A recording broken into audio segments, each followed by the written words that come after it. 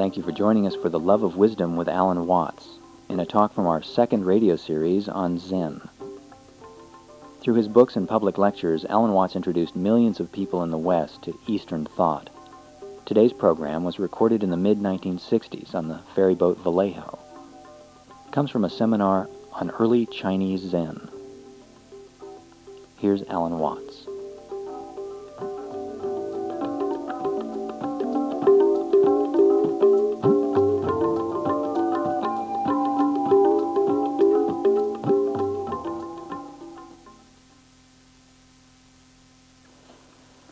One of the things that is a really interesting problem is just why Zen has become so fascinating to many people in the West.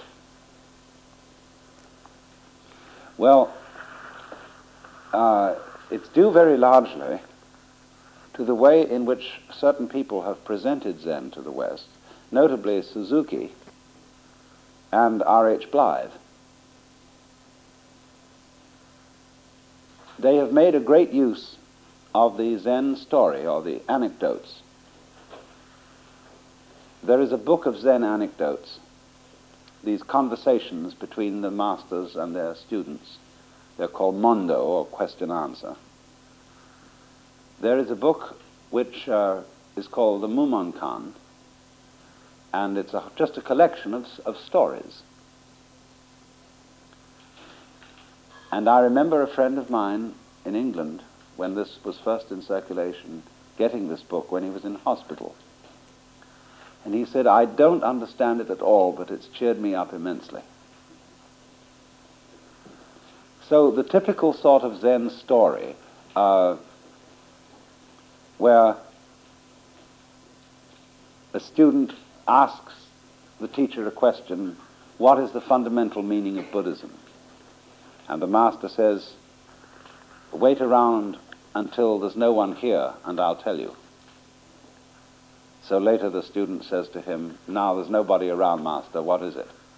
And he takes him out into the garden, and he points at the bamboos. And the student says, "I don't understand." The master says, "What a long bamboo that one is, what a short one that one is." And this is a very, very straight story, you see. This is saying exactly what it's about in the plainest language. Only people overlook it. You know, when something's right under your nose and you can't see it, and you go looking over there, and you're carrying it, you see. It's like that. And so Suzuki has explained that that's the way it is. That once when Saburo Hasegawa, who was a great Japanese painter, was at a dinner party here in San Francisco, somebody asked him, "What about understanding Zen? How long does it take?" He said, "It might take you 30 years. It might take you 3 minutes. I mean that." So you see the element of fascination? That it's right under your nose. You're looking right at it, you see. It's like you do get sort of strangely puzzled when you've lost something and somebody's kidding you.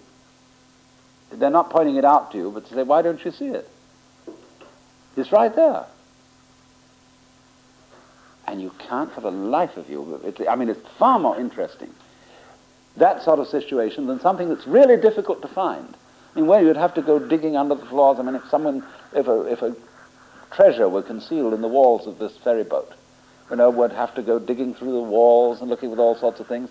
But here is the treasure concealed in full view, and concealed by being in full view, but in a place that's too obvious to look. So that's the flavor of Zen, and that's why it's become so fascinating. Also, there are other elements in it that it has a humor to it, which is peculiarly Chinese. I don't think the Japanese have quite the humor in their Zen that the Chinese had. And because you see, this humor comes from Taoism. Say the writings of Zhuangzi, who was the great Taoist philosopher who lived shortly after 300 BC. He's the only really great humorous philosopher. And that flavor has passed on into Zen. And also, Zen is something experiential. You're not required to believe in anything. It doesn't have any doctrines. It entirely consists in a state of consciousness. Awakened consciousness. So as if I were to say to you, if you were puzzled about something, you were what Tillich calls concerned about being. What is this thing, life? Why are we here? Why is it suffering? Why do all these creatures multiply in different ways and shapes? Why are the ducks? Why are the trees? Why are the snails, clams, people, all that? For heaven's sakes, why? And why do they come and go? And what happens to them when they go? We all want to know that. So that's the kind of concern. Now Zen answers this, not with an idea, but with a changed state of consciousness. What is it all about? It's like asking, what's the pit in the middle of an onion? And you take off all the skins and so on, so on, so on, and suddenly you find you've got a litter of skins and no pit. There wasn't anything in it. And you might say, well, it's a hoax. The life is a deception, a tale told by an idiot. And yet, what you had missed in looking for the pit were the beautiful skins. See, that's the edible part of the onion. Whereas you may peel a potato, the onion is all skin, but excellent. Now, what one has done under these circumstances is you have missed the point by being too eager. You have therefore overlooked what was obvious. And so problems are made about the nature of the universe by asking the wrong questions. Is there something important here? Well, yes, we say there are certain things that are more important than others. We've agreed among ourselves, because we are people, that we're more important than seagulls. And the seagulls have agreed among themselves that they're more important than people. And they recognize their kind, and they pick out in life all the things that are significant to their needs as we pick out the things that are significant to our needs. We say, now that's the thing that really must happen. But actually nothing must happen. It just happens. And that's called thusness or suchness. And so the Zen is concerned, the whole nature of Zen is to get you back to seeing the suchness of things. It's a process of unhypnotizing you. Now, when you see you have picked out things in the world that are the important things, the significant things, in other words, the things, a thing is a name for something you think about. All things are units of thought, like an inch is a unit of measurement or an ounce is a unit of weight. A thing is a unit of thought. It's a think. And so when you say you can only think of one thing at a time, you can only think one thing at a time. That's what it's saying. Because actually you say, think of the thing, think of the tape recorder. How many things is the tape recorder? It's a mass of stuff. The human body likewise. But when that predicament is foisted on you, and you've divided life into all these things, then you're under the delusion that the world is all separated and disjointed, and that you are only something in the world. You forget by doing that your physical organism, let me put it this way, is something that the whole cosmos is doing. The real you is all that there is. The whole works. there's no real separation. I mean, when I say there's no separation, don't imagine that I'm saying that there aren't any skins, there aren't any outlines, there aren't any surfaces or lines. Yes, of course there are. But the basic lesson in metaphysics is that for every inside there is an outside. That's really all you need to know. Once you really understand that, you've mastered all philosophy. That the inside and the outside go together, in other words. People think that I'm in the inside and you're on the outside. But where would my inside be without the outside? See, imagine a bottle which has an inside but no outside. It won't work. There's no such thing. Imagine an object with no external space round it. It couldn't exist. So the space and the object go together, just in the same way as your front and your back go together. And that's it. Only, you see, we're taught by pointing out what things are important and what are not, to ignore that. So ignoring it is, in Sanskrit, ignorance, avidya, and the Buddhists say avidya is the beginning of the trouble. You just ignore how the inside and the outside go together. So,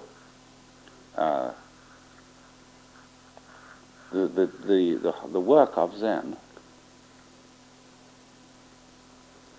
is to get people unhypnotized by this sort of thing, back to the point where they started in babyhood, but they never cultivated it because they were developed along other lines.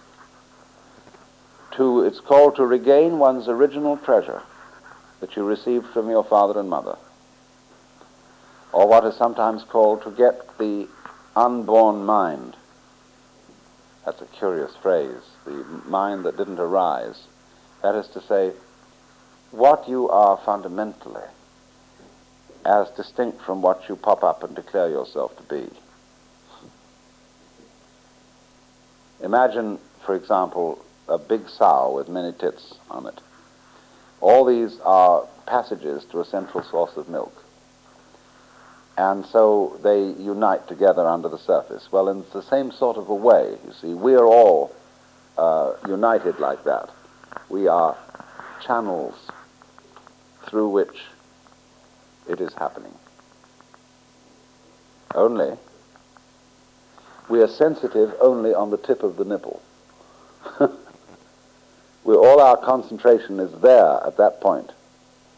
And so we've lost the realization of being the whole thing. That happened very, very early in our infancy. Now, when you get it back, you don't become incapacitated. In other words, it isn't as if you lost the sensation and the comprehension of what we call the different things and events in the world, their names, their places, all that sort of practical knowledge. The knowledge, in other words, that is helpful for survival. You don't lose that. But you see all these separate things and people and events in a new context. You might say against a new background,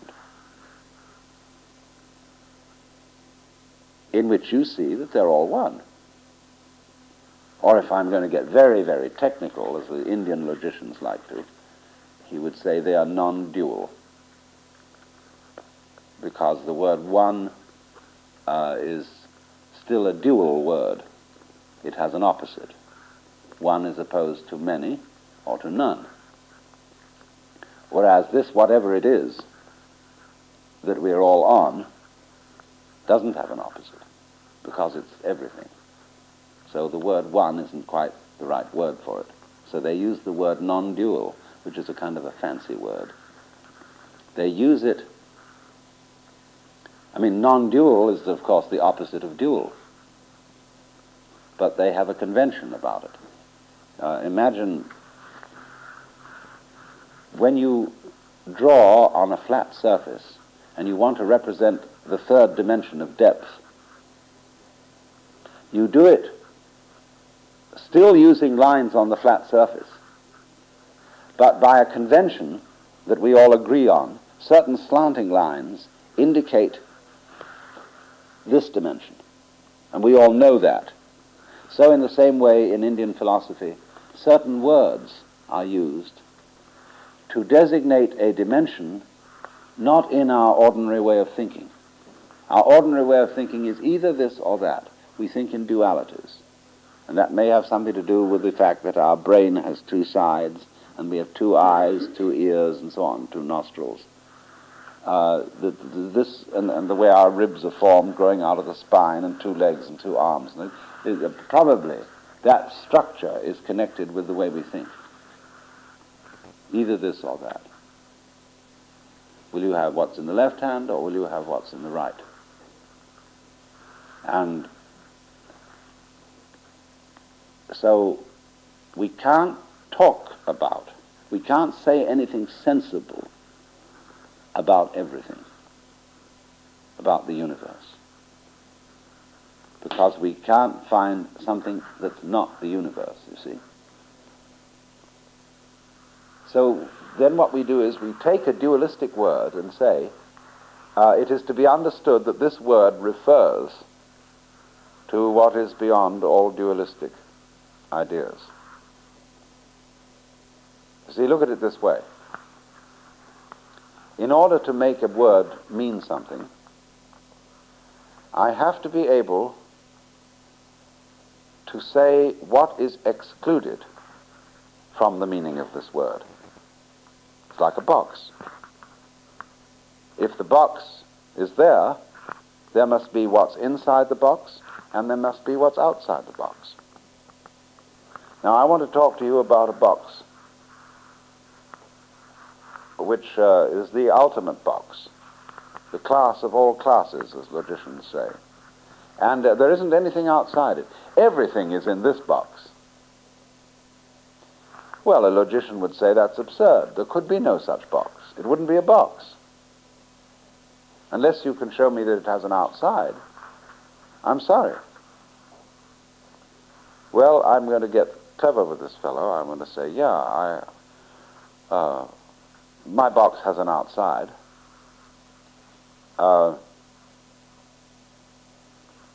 And the outside and the inside, however, go together. Actually, the box I have here is constructed in a peculiar way. You know what a Mobius strip is, don't you? You take a strip of paper, you twist it once, and you join the two ends to have a continuous strip. Now, this has a very strange property. It has only one side and only one edge. You can hold that strip of paper between your fingers and say, well, look here, I've got one finger on one side and one on the other. It obviously has two sides. I say, wait a minute. Take a pencil, a light, bright red pencil, and run it along that so-called one side that you think you have there, and keep going. And you will find, when you have followed the pencil back to the place where you started, that you never took it off the paper to go round to the other side. In the same way, you run your finger along one edge of it, and you keep running, and you'll get back to the point where you started from. And you will have covered the whole thing, both sides, both edges. Now, just put that now into 3 dimensions instead of 2. And you have what's called a Klein bottle. I think somewhere around the house, I'll dig it out, we have the Life magazine book on mathematics, and it has a beautiful drawing of a Klein bottle in it. That has the same property in 3 dimensions. Now imagine a world which has the same property in 4 dimensions. And you've got something like what our universe is. Its outside is the same as its inside. Crazy. And but You see, it's difficult to talk about that in the kind of language that we have. Just in the same way, mathematicians, especially with mathematics applied in physics, have ideas which they can express in their formulae, but which they can't they can't tell the layman about it. Because in order to instruct the layman as to the meaning of these concepts, they have to put them into our ordinary three-dimensional sensory images, and they always distort it. So you see, the view, that's why it said that Zen cannot be explained in words. Although it is, in a way, explained very clearly in words, in all these little stories. Nevertheless, these stories are not intelligible until you have what I can only call a new dimension of consciousness. You see, a lot of people don't really have depth perception. They would look at the moon and see it as a disk. They don't see a ball. In the same way, a lot of people are tone deaf. They hear noises but never hear tunes. It's something like that. Suddenly one day you say, good heavens, the moon's a ball. Or you suddenly become alive to what it is that people dig in music.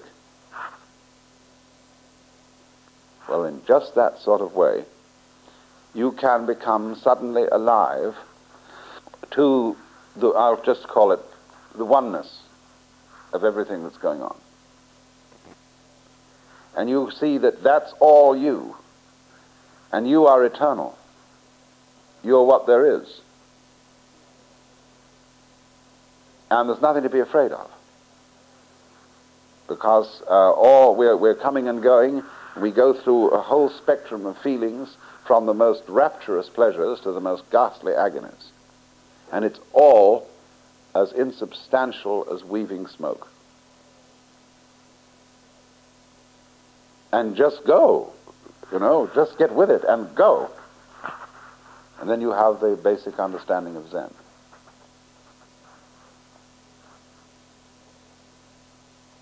Now, all that I've said thus far is simple introduction to what Zen is about.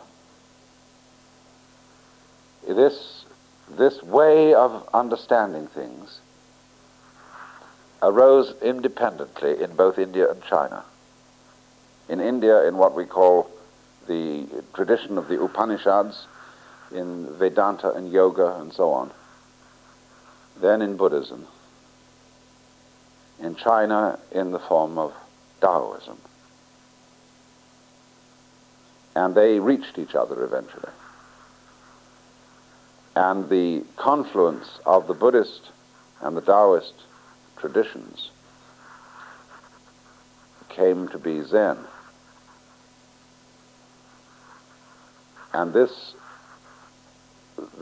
formation of Zen really began in about 415 AD in China, with the students of a great Hindu monk, Kumarajiva. And in the following 200 years, 300 years, it slowly took form until a very remarkable man by the name of Huineng, Huineng, who died in 713 AD, was the man who put it on the map, who, as it were, brought all the threads together and could be called the real founder of Chinese Zen. Now, we're going to, in the course of this seminar, we're going to look at the work of Huineng, but I want first, before we look at him, to look at some of the earlier people, especially Sun Tzu, Sengcan was a couple of generations before Huineng, spiritual generations, that is, master-pupil sort of thing, who wrote the most succinct summary of Zen that exists, which is called the Xin Xin Ming.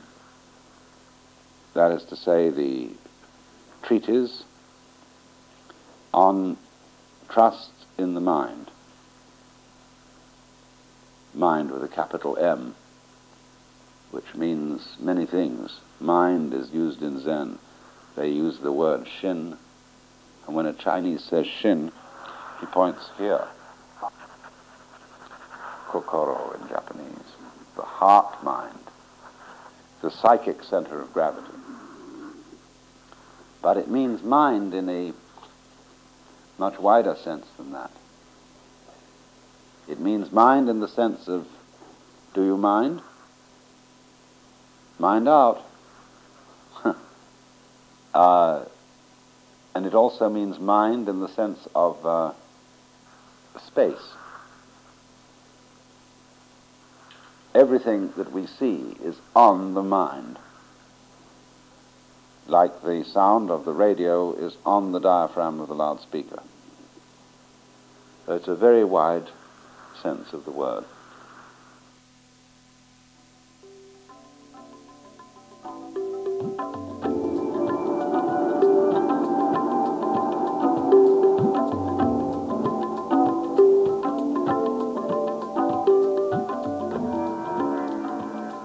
You've been listening to Alan Watts from the Alan Watts radio series number 8 on Zen.